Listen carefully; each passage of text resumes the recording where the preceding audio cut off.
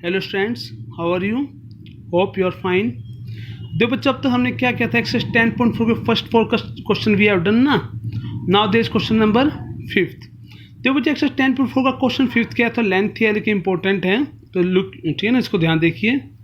तो वह है कि जैसे ना एक ना कुछ सर्कुलर पार्क है, क्या आपका एक सर्कुलर पार्क है और वो उसका सेंटर है।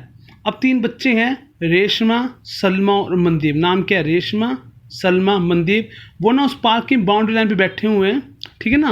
और उनके बीच डिस्टेंस क्या है? रेशमा और सलमा 6 मीटर, सलमा और मनदीप में भी 6 मीटर। और जो पार्क है ना उसका ओ सेंटर है और रेडियस क्या है उस पार्क की 5 मीटर। मीन्स ओ आर भी 5 है, ओ एम 5 है और आपका ओ एस भी क्या होगी 5, क्योंकि O R, O S, O M सब रेडियस तो हैं, ठीक है ना। अब देखो क्या है, रेशमा सलमा को बॉल थ्रो करती है, सलमा मनदीप को, तो वो 6 मीटर हो गया, सलमा मनदीप 6 मीटर। अब मनदीप किसको? रेशमा को बॉल थ्रो करते हैं ना, जो भी है। तो मेन क्वेश्चन ये आपको बताना, what is distance between Reshma and Mandeep. Means Reshma Mandeep में कितना डिस्टेंस है। Means you have to find the R M. आपको आर एम फाइंड करना है, ठीक है ना। आए बच्चों समझ में? है देखो, distance between Reshma and Mandeep क्या आपका R M. R means Reshma, M means Mandeep, S means Salma, ठीक है ना। अरे बच्चों क्या क्या ध्यान सुनिए। पहले हमने लिया ट्राइंगल आर ओ एस। देखो आपको ट्राइंगल आर ओ एस दिख रहा है, ट्राइंगल आर ओ एस। और दूसरा ट्राइंगल लिया हमने triangle M O S, M O S. देखो ट्राइंगल एम ओ एस दिखे ना, खुद देखिए। क्या आपका O R equal to O M है? यस है। ईच 5 मीटर या लिख सकते हो इक्वल रेडियाई ना, रेडियाई कह लो या ईच 5 मीटर की बात है। O S equal to O S है ना, क्या आपकी common side. R S equal to M S, yes each 6 metre. देखो आर एस भी 6 है, एम एस भी 6 है ना। तो अगर ऐसा है तो क्या आपका ट्राइंगल आर ओ एस और triangle M O S congruent होंगे? बिल्कुल होंगे। By which congruency? By S S S, by side side side congruency ना। आपके एस एस एस कॉन्ग्रेंट हो गए। अगर कॉन्ग्रेंट है तो क्या आपका एंगल 1 इक्वल टू एंगल 2 होगा? बिल्कुल होगा, बाई सीपीसीटी ना। Means angle 1 equal to angle 2 क्या आपका बाई सीपीसीटी। अंडरस्टूड। अब देखिए, पता है आपका एंगल 1 इक्वल टू एंगल 2 क्यों प्रूव किया हमने इक्वल? एक्चुअली आपके आगे काम आएगा, triangle R O N, triangle M O N को कॉन्ग्रेंट प्रूव करने में हमारी हेल्प करेगा। अब देखिए, आप देखिए ट्राइंगल आर ओ एन, देखो ट्राइंगल आर ओ एन और ट्राइंगल एम ओ एन। देखो एक ट्राइंगल आर ओ एन, ये एम ओ एन। अब गौर से देखिए, वो देखो वही आपका क्या आपका O R equal to O M है, ये 5 मीटर या इक्वल रेडियस बोल सकते हो। क्या एंगल 1 इक्वल टू एंगल 2 है, उसका हमने फर्स्ट राउंड प्रूव किया ना, तो लिख दिया प्रूव्ड अबोव। क्या आपका देखिए आपका O N equal to O N है, आपका O N equal to O N क्या आपका दैट्स कॉमन साइड। अगर ऐसा है तो both triangle are congruent by which congruency? Side angle side ना, एस से एस से दोनों क्या हो गया आपके कॉन्ग्रेंट हो गए ना। Means triangle R O N है ना, कौन सा आपका ट्राइंगल आर ओ एन और ट्राइंगल एम वन दोनों कॉन्ग्रेंट बाई एस से एस कॉन्ग्रेंसी। अब देखिए जैसे ट्राइंगल आपका R O N M one congruent हो, ध्यान से नो। देखो आर ओ एन और एम ओ एन कॉन्ग्रेंट है, तो क्या आपकी R N equal to M N होगी? यस होगी, बाई सीपीसीटी। और ध्यान देखिए क्या आपका एंगल आर एन ओ, देखो ये एंगल, देखो angle R O N R N O, और देखो एंगल एम एन ओ, तो ये एंगल ये भी आपस इक्वल होंगे ना। और देखो इक्वल 90 भी होता, क्यों? खुद देखिए, एंगल आर एन और एंगल एम एन इक्वल है बाई सीपीसीटी। गौर से देखिए, ये दोनों एंगल आपके लीनियर पे तो बोले ना, आपके R O R N M एक स्ट्रेट लाइन है और दोनों एंगल आपके इक्वल हैं और लीनियर पे तो अंडरस्टूड एंगल 90 के होंगे ना। तो मीन्स ये आपका आर एन ओ और एम एन ओ दोनों 90 के। और अगर वही अगर आपका एंगल आर एन ओ 90 का, मतलब क्या है R N perpendicular to O S, जो आर एन है ओ एस पे क्या होगी परपेंडिकुलर होगी ना, मीन्स एंगल है 90 का, इसलिए ओके। तो ये देखो ये लिख रखा ना, देखिए ना, एक तो R N equal to M N by CPCT हो गया और angle R N O equal to angle M N O क्या हो गया, ये भी बाई सीपीसीटी। और so angle R N O equal to M N equal to 90 because ये they are forming linear pair angle ना, तो इक्वल भी हैं। लीनियर पे एंगल सम 180 होता है, लेकिन अगर दोनों इक्वल है तो अंडरस्टूड दोनों 90 के होंगे ना। ओके चलो ठीक है। अब तो गौर से देखिए, देखो अब देखो आपको तो बच्चे दिखा ट्राइंगल आर ओ एस। तो ट्राइंगल आर ओ एस का अगर मुझे एरिया निकालना हो, ये में ओ एस क्या आपका बेस और आर एन क्या परपेंडिकुलर, तो एरिया क्या होगा आपका area of triangle R N R O S 1/2 into O S क्या बेस और आर एन क्या आपकी हाइट है ना। तो 1/2 बेस क्या 5 और आर एन हाइट है ना। देखो ये हो गया 1/2 इंटू 5/2 आर एन। तो किसका एरिया आ गया? Area of triangle R O S. मतलब हमने जो देखो ये था, देखो तुम्हारा ट्राइंगल आर ओ एस, इसका एरिया क्या आ गया 5/2 आर एन, ठीक है ना। मीटर्स के लिए से तो कोई नहीं, अगर हमने क्या, हम ट्राइंगल आर में दोबारा आ गए ना, मतलब हम ट्राइंगल आर का निकाल चुके हैं 1/2 बेस इंटू एट फॉर्मूले से 5/2 RN। अब हम ट्राइंगल आर का दोबारा निकाल लेंगे, लेकिन आप क्या किस मेथड से, हीरोन्स फॉर्मूला याद है, सो या तो क्या नाइन्थ में ही हो, नाइन्थ में हम चैप्टर 12 किया है ना, आपको उसमें हीरोन्स फॉर्मूला था ना, तो इस ट्राइंगल आर के हम दोबारा निकालेंगे बाई हीरोन्स फॉर्मूला। तो आपको याद हो, जैसे पे देखिए ये ट्राइंगल आपको ROS नजर आ रहा है, इसमें आपकी RO5 है, RS6 है, और OS क्या, OS भी 5 है ना, कि OS भी तो रेडियस है। तो ध्यान है चैप्टर 12 के थे ना, हीरोन्स में अगर किसी ट्राइंगल तीन साइड गिवन तो हम उसका एरिया निकालते थे ना, तो खुद दे इसमें आपके एक साइड 6 है, एक 5 और एक 5 ना, A6 B5 और C5 ना, ऐसे निकालते हैं ना, A + B + C/2, तो कितना हो गया आपका 16/2 8, आपका ऐसा आ गया। तो एरिया ऑफ ट्राइंगल ROS का hero formula √S × S - A S - B × S - C √S क्या आपका 8 है ना। अब मैं डायरेक्ट देखो S - A मतलब 8 माइनस में A क्या आपका 6, 8 - 6 2, 8 - B कितना 5, 8 - 5 3, 8 - 5 3 में डायरेक्ट कर दिया, 8 2 जा 16, 16 3 जा 48, 48 3 जा 144, तो √144 मीन्स 12 मीटर्स के आ गया। ये है क्या, एरिया ऑफ ट्राइंगल ROS। अब ध्यान देखिए ट्राइंगल ROS का एरिया 12 मीटर स्क्वायर भी है, और इसी ट्राइंगल ROS के एरिया 5/2 RN भी है ना, तो 5/2 RN = 12, कि ये भी ट्राइंगल ROS का एरिया है और ये भी ट्राइंगल ROS का एरिया, बस तुम दोनों को निकालने के तरीके अलग अलग है तो एक ही ट्राइंगल के एरिया ना। तो आपका RN क्या होगा, इधर 5/2 क्या है, मल्टीप्लाई उधर के 2/5 हो जाएगा, 12 2 जा 24/5 में सोल नहीं किया, सो 24/5 रहने दिया, तो आपका RN आ गया 24/5 ना। अब बच्चों तो एक फिगर ध्यान देखो, RN है 24/5, देखो ये कितना आपका RN ये है ना, और देखो ये पूरा RN निकालना है, क्या आपका RN = MN है, तो ये ना देखो हमने RN = MN। अब देखिए अगर आपका RN = MN है, तो अगर RN का ट्वाइस क्या होगा, RM तो होगा भाई, RN और MN इक्वल है बाई CP/CT। अगर आपका RN आ गया तो MN होगा, या आप लिख सकते हो ना, अगर आपको RN पता है तो ट्वाइस ऑफ RN क्या होगा, RM होगा ना। तो वही बात है, हमें पता है कि क्या नाम है, आप देखो आपका जैसे RN आ गया था ना 24/5, वी नो RM क्या है, twice of RN, because RN = क्या आपका MN, तो उस हिसाब से RM क्या होगा, twice of RN। Twice of RN क्या था आपका 24/5, 24 2 जा 48/5 डिवाइड किया 9.6 आ गया ना, 5 9 जा 5.56 जा 39.6 आ गया क्या आपका RM है 9.6। और खुद देखिए RM है क्या, RM distance between Reshma and Mandeep ना, तो that's why the distance between Reshma and Mandeep क्या होगा 9.6 मीटर, मतलब रेशमा मनदीप में कितना डिस्टेंस है 9.6 मीटर, देखो यहाँ से लेकर यहाँ तक। तो that's your question number 5। Okay students, इसको ध्यान समझना, वो मैं देख लेगा ध्यान से इसको, this one and this question complete 5th है। और देखो नेक्स्ट क्वेश्चन 6 ना, यू कैन स्किप क्वेश्चन 6 करने की जरूरत नहीं है, आपको कट कर सकते हो। ओके स्टूडेंट्स, हाँ अब देखो बच्चों क्या है नेक्स्ट थ्योरम 10.8।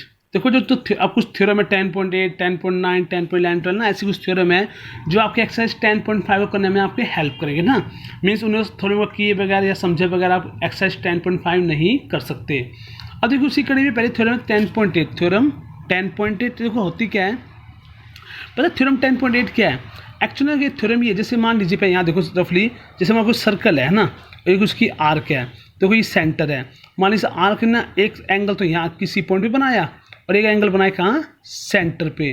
तो जो सेंटर बना एंगल होता है ना, वो किसी और पॉइंट पे बने एंगल से हमें ट्वाइस होता है, मीन्स जो सेंटर बना एंगल है किसी और पॉइंट पे बने एंगल से हमें ट्वाइस है, ये होती है आपकी थ्योरम 10.8। अब वो प्रूव कैसे करना देखो ध्यान से, ये पूरा सर्कल है, देखो P क्यों एक आपकी क्या है आर्क है, और O में क्या आपका सेंटर है, पॉइंट A है जो सर्कमफेरेंस पे सिचुएटेड है, पॉइंट A का आपका ऑन द सर्कमफेरेंस है ना।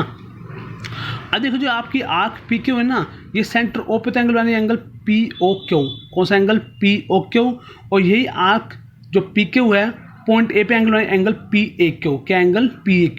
तो आपको ये प्रूव करना है कि जो सेंटर पर एंगल है POQ वो क्या एंगल PAQ, एंगल PAQ बोले एंगल है, एक ही बात है ना। आपको प्रूव करना है एंगल POQ क्या है, एंगल PAQ ट्वाइस है ना, क्या शो करना है angle POQ = twice of angle PAQ, ठीक है ना। तो हमने क्या की कंस्ट्रक्शन की, ये ना ओ सेंटर ना हमने ए को ज्वाइन कर आगे तक लिया है, ठीक है ना। वन सर्कल की नेम सॉरी एंगल की नेमिंग कर दी, एंगल 1 ये है, एंगल 2 ये है, 3 ये है, 4 ये है, 5 और 6 ना, सिंपल नेमिंग कर दी ना। अब देखिए बच्चों इन ट्राइंगल POA, आपको ट्राइंगल देखो ध्यान से POA, ट्राइंगल POA बोलो या AOP बोलो एक ही बात है, नजर आ रहा है। क्या उसमें आपका O equal to O P है? O equal to O P बिल्कुल है, बिकॉज रेडियाई है ना। देखो O equal to O P ना, इक्वल रेडियाई है। अब देखो अगर आपका O equal to O P है तो क्या एंगल 1 इक्वल टू एंगल 5 नहीं होगा? अगर एंगल 1 इक्वल टू एंगल 5, ध्यान है चैप्टर 7 क्या था ना, उसमें क्या था हमें ध्यान हो, अगर मान लो कोई ट्राइंगल है, अगर उसके अपोजिट साइड इक्वल तो अपोजिट एंगल इक्वल होते हैं ना, तो वही लॉजिक है। अगर आपके O equal to O P है तो एंगल 1 इक्वल टू एंगल 5, जो मैं लिखा हुआ है ना, because angle opposite to equal opposite है ना, इक्वल अपोजिट साइड के अपोजिट एंगल इक्वल होते हैं, तो एंगल 1 इक्वल टू एंगल 5 आ गया। ठीक है, अब देखो बच्चों, आप देखिए नाउ, अब देखिए ध्यान से, इस ट्राइंगल पीओ में देखो आपको एंगल 3 है ना, देखो एंगल 3। अब देखो क्या angle 3 equal to angle 1 plus angle 5 है? Yes, angle 3 equal to angle 1 plus 5 because of extra angle sum property है ना। और से देखिए एंगल 3 एक्स्ट्रा एंगल है, ओनली एंगल 3, तो एंगल 1 और एंगल 5 के सम के इक्वल होगा ना, because of extra angle sum property. चलो ठीक है, एंगल 3 इक्वल टू क्या होगा? एंगल 1 प्लस एंगल 5 था ना। देखिए एंगल 5 किसके इक्वल? एंगल 1 के, तो इस एंगल 5 को मैं एंगल 1 से रिप्लेस कर दिया। ठीक है ना, मैं तो इधर भी लिख दिया, because angle 1 equal to angle 5, angle 5 है बच्चों, कोई 50 लिखिए आप, एंगल क्या आपका 5। ओके, एंगल देखो एंगल 3 इक्वल टू क्या? एंगल 1 प्लस एंगल 1, 2 एंगल 1 ना, तो एंगल 3 आ गया ट्वाइस ऑफ एंगल 1, मान लो स्टेटमेंट फर्स्ट आ गई ना। अब देखिए जो एंगल 1 सॉरी एंगल 3 है ट्वाइस ऑफ एंगल 1 है, जिस तरह से एंगल 3 ट्वाइस ऑफ एंगल 1 है, सिमिलरली एंगल 4 भी क्या होगा? ट्वाइस ऑफ एंगल 2 ना। सिमिलरली एंगल 4 हो गया twice of angle 2, equal statement second नाम दे दिया ना। ओके ना, मतलब आपको दोबारा प्रूव करने की जरूरत नहीं है। जैसे एंगल 3 ट्वाइस ऑफ एंगल 1 है, ऐसे एंगल 4 ट्वाइस ऑफ एंगल 2 है। आपने स्टेटमेंट फर्स्ट और सेकंड ऐड कर देना, on adding first and second. जब ऐड करोगे लेफ्ट में लेफ्ट ऐड करो, राइट में राइट ना, तो एंगल 3 प्लस 4 इक्वल टू, इनको ऐड करो, देखो क्या होगा, देखा होगा ना आपका angle 3 plus 4 equal to twice of angle 1 plus twice of angle 2। कुछ कॉमन है इसके अंदर, 2 कॉमन लिया, ट्वाइस ऑफ मतलब एंगल 1 प्लस एंगल 2।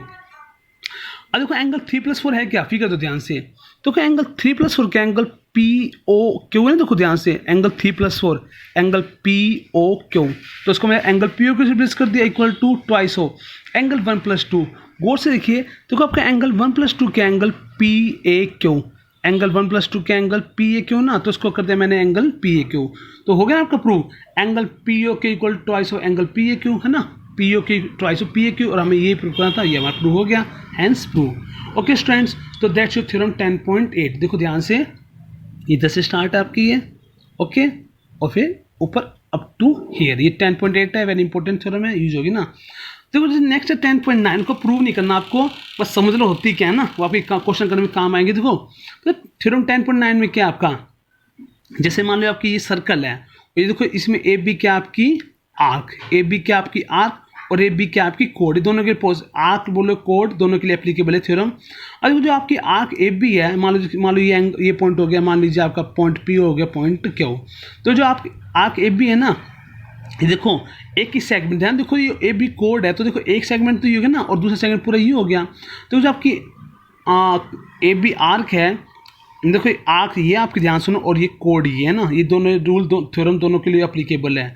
अब जो आपकी ए बी आपकी जो आर्क है, पॉइंट क्यू पे तो angle A Q B means angle 1 बना रही है, और पॉइंट पी पे एंगल 2 बना रही है ना। मेरे देखिए जो आपकी ए बी आर्क है, एक ही सेगमेंट एंगल 1 2 बना रही है, तो आपका एंगल 1 इक्वल टू एंगल होगा 2, ठीक है ना, ये होता है आपका। अगर आप कोड करके समझते हो, तो जो कोड ए बी है वही भी सेम सेगमेंट में एक ही तरफ एंगल 1 और एंगल 2, तो भी एंगल 1 इक्वल टू एंगल 2 होगा। मीन्स थ्योरम ये है, angle made by any arc या और एनी कोड in the same segment are equal. होता है मतलब किसी भी सर्कल के अंदर ना, अब कोई भी आर्क या कोड है, एक ही सेगमेंट में एंगल बनाएंगे तो एंगल क्या होंगे, इक्वल होंगे ना, दो एंगल बनाते हैं एंगल इक्वल होंगे। ये हो गया आपका थ्योरम 10.9, ठीक है ना। थ्योरम 10.10 कुछ खास नहीं है। और जो थ्योरम 10.11 क्या है, देखो ध्यान सुनिए, देखो ये आपका सर्कल है, देखो ये ए बी सी डी क्वालिटर है। देखो आप ध्यान देखिए, जो क्वालिटर ए बी सी डी है ना, इसके चारों वर्टिसेस कहाँ सिचुएटेड है, सर्कल की सर्कमफ्रेंस पे। किस पे है, सर्कल की सर्कमफ्रेंस पे ना।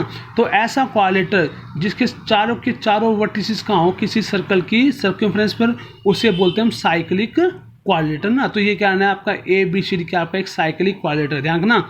साइक्लिक क्या होता है, जो कि चारों वर्टिसेस कहाँ हो, किसी सर्कल की सर्कमफ्रेंस पे होता है साइक्लिक ना। तो आपका ए बी सी साइक्लिक क्वालिटर है ना। अब साइक्लिक क्वालिटर खास बात ये होती है, उसके जो अपोजिट एंगल होते हैं ना, उनका सम होता है 180 डिग्री। जैसे मीन्स मान लो ये एंगल ए है और ये आपका एंगल सी है, तो एंगल ए और सी का सम होगा 180 डिग्री। ऐसे ये एंगल बी है और ये एंगल डी है, इनका सम भी क्या होगा आपका 180 डिग्री ना। मीन्स सप्लीमेंट्री होते हैं ये ना। मैं ये नहीं कह रहा कि एंगल ए और सी दोनों 90 के होंगे, इन दोनों का क्या होगा, सम होगा 180। हो सकता है एंगल ए 70 तो एंगल सी 110, एंगल ए 100 तो एंगल सी 80 ना, ऐसे ना, मतलब जरूरी 90 हो सकते हैं लेकिन 90 होंगे ये जरूरी है, ठीक है। बस इनका सम क्या होगा 180। ओके, तो किसी भी साइक्लिक क्वाड्रेटिक के अपोजिट एंगल सम क्या होते हैं, सप्लीमेंट्री होते हैं, इनका सम 180 होता है। और भाई जो तुम्हें थ्योरम 10.12 है 10.12 है वो उसकी जस्ट उल्टी है।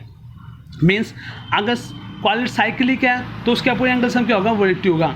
और अगर किसी क्वाड्रिलेटर के, ध्यान सुनो, जैसे मान लो मैं कहता हूँ ये कोई क्वाड्रिलेटर है आपका सिंपल सा, इसके अपोजिट एंगल ये है ना, देखो ये बस ये, इनका सम 180 है तो क्या होगा अपने आप साइक्लिक होगा। और देखो इनका सम 180 है तो इनका सम तो अपने आप 120 होगा, क्योंकि टोटल सम 360 होता है ना। वही है, अगर किसी भी क्वाड्रिलेटर के किसी भी एक पेयर के, चाहे इस पेयर के चाहे इस पेयर के, अगर किसी भी एक पेयर के अपोजिट एंगल सम 180 है ना तो क्या होता है आपका साइक्लिक। ये थ्योरम 10.12, ठीक है ना। तो अगर क्वाड्रेटिक साइक्लिक है तो अपोजिट एंगल सम 180 होगा, और अगर किसी क्वाड्रिलेटर के अपोजिट एंगल सम 180 तो क्या होगा उसका साइक्लिक। अंडरस्टूड। तो थ्योरम तो 10.9 10.11 10.12 तो आप इसे आप बस नोट में लिख लेना, ठीक है ना। लेकिन ये ना थ्योरम 10.8 ये you have to write down this theorem complete in your fair notebook before starting exercise 10.5। Exercise 10.5 के स्टूडेंट से पहले आपको ये थ्योरम करनी होगी, ठीक है ना। ओके, तो बच्चों हमने क्या क्या इसके अंदर आज 10 फ्रॉम क्वेश्चन 5th किया, this and this complete. Question 6 नहीं करना आपको, ये थ्योरम 10.8 की ये आपको 10.5 से पहले करनी है ना, और कुछ 10.9 10.11 12.12 जो था वो समझा ना। तो बच्चे इस वीडियो जरूर देखना, ओके ना, and do this question in fair notebook. I will send question first and second of exercise 10.5 also ना, वो इन थ्योरम पे बेस है। ओके स्टूडेंट्स, तो that's your today class, take okay, have a nice day, bye.